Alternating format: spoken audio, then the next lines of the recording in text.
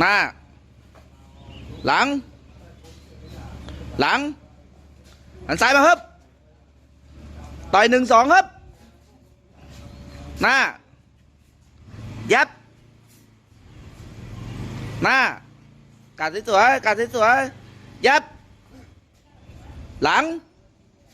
ต่อยขวาครับดีหลัง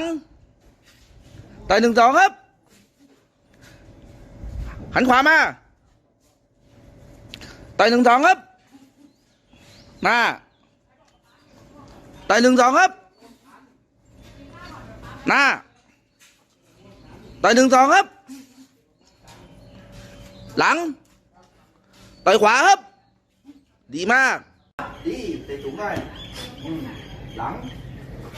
เตะขวาพัดดีหน้าปั๊บหน้าปั๊บหน้ามาปึ๊บเตะขวา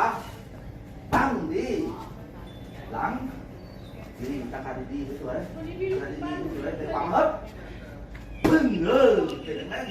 ๆหน้าปึ้งหน้าปึ้งหันขวามาฮึบเตะขวาปึ้งมองดีด้วยเวลาเตะตั้งขาดีๆสวยๆตั้งขาดีๆเตะสูงๆเตะขวามาฮึบตั้งดีหน้าหน้าเตะขวาฮึบตั้งดีเตะสูงๆลูกหันหน้าครับเตะขวาฮึบ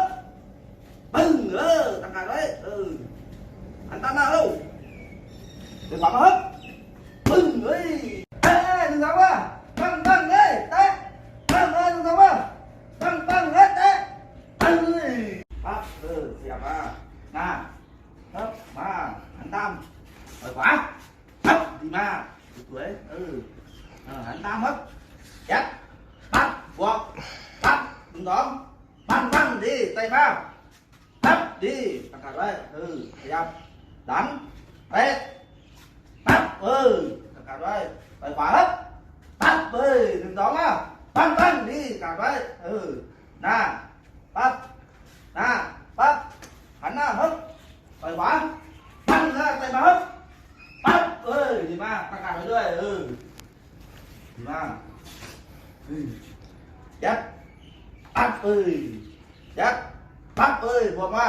ปั๊บหัน1-2ครับปั้งดีต่อยสูงๆบึ้งต่อยตรงๆครับ